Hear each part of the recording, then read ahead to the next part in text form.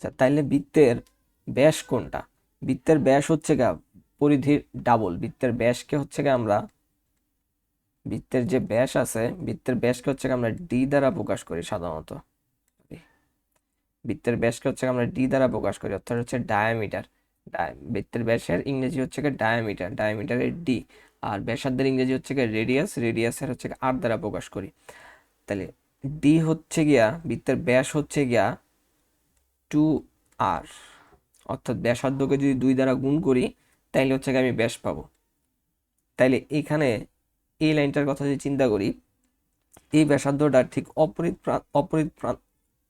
এই ব্যাসার্ধটা ঠিক অপর প্রান্ত থেকে, বিন্দুটার কেন্দ্রটা অপর প্রান্ত থেকে যদি দাগ দেই, এই পুরা লাইনটাকে বলতে পারবো হচ্ছে কি আমরা ডি বা ব্যাস, বা এটাকেও আমি বলতে পারবো হচ্ছে গা ব্যাস।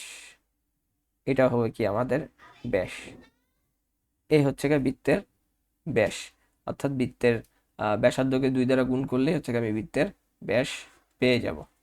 আচ্ছা, এখন বৃত্তের ক্ষেত্রফলের একটা ফর্মুলা আছে।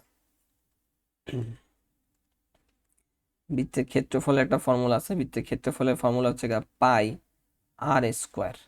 এখানে আর কি বলে দিছিলাম, আর হচ্ছে বৃত্তের ব্যাসার্ধ, আর হচ্ছে বৃত্তের ব্যাসার্ধ। আর পায়ের ভ্যালু কত? পায়ের ভ্যালুর মান হচ্ছে আমাদের মুখস্থ থাকা লাগবে 3.1416। এটার মান হচ্ছে ফিক্সড, পায়ের ভ্যালুর মান। তাহলে বৃত্তের ক্ষেত্রফলটা আমরা খুব সহজেই এভাবে বের করে ফেলতে পারি। তাহলে বৃত্তের পরিধি, ব্যাস, ক্ষেত্রফল খুবই ইম্পর্টেন্ট, একদম বৃত্তের বেসিক।